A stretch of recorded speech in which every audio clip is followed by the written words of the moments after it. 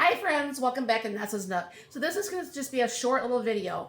I know you guys always wonder sometimes how I do things, and when you see me pull things out of the freezer and it's already pre-done, and you're wondering, okay, what is she doing on the background? Now, because I ran out of onions, I just bought a 40-pound bag or a box of onions, of Vidalia onions, at our local store for $36 for the 40 pounds. That's still not super cheap, as cheap as I've bought them in the past, but you know how everything's going up, so it doesn't matter. The other day, I pulled out my chopper, which you will see in another video here. You want to look for the video for the freeze drying the onions. And I had some left over because I have been buying those little bags from Walmart, which is fine and dandy. And you know, if you don't have the equipment or you don't want to chop it, it works just fine. They're a little bit kind of expensive, but you know, what isn't? Anyways, so I had chopped up some extra ones because I wanted to have some of my own in my own bag. Now I can't find my freezer bags anywhere, so I'm just double bagging the regular gallon bag. Now you wonder, why do we double bag it? Have you ever had your ice cream taste like onions? I have. Yeah, we threw away a lot of ice cream.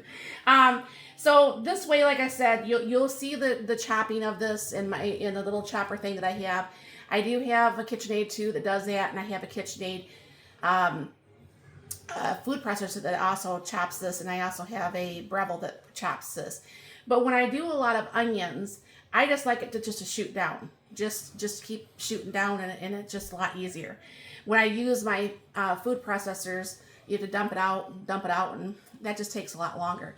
So what I did is I did 3 layers because I know what happens to the onions.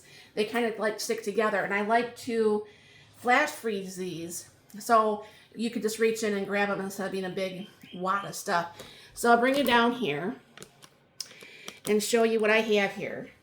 So I had to smack this on the countertop a little bit here, and you can see the middle is still kind of stuck a little bit.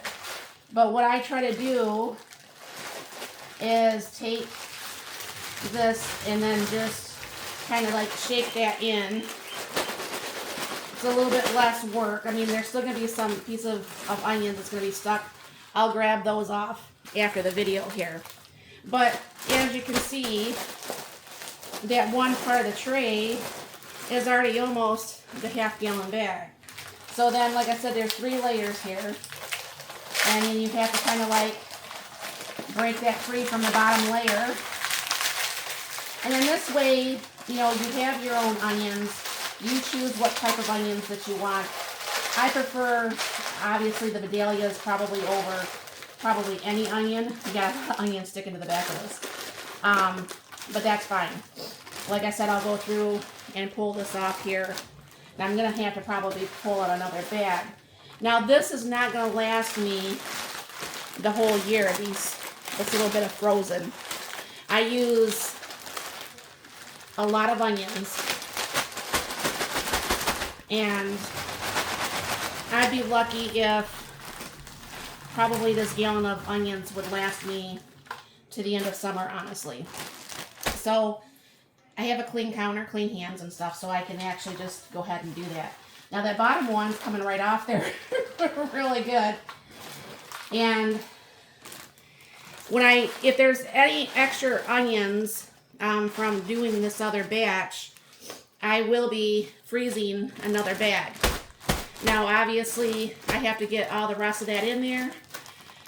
But how's that? And then what you do is you double seal both of them so you don't have like ice cream flavored, onion flavored ice cream. Because like I said, that is not, I mean, I love onions and I love ice cream.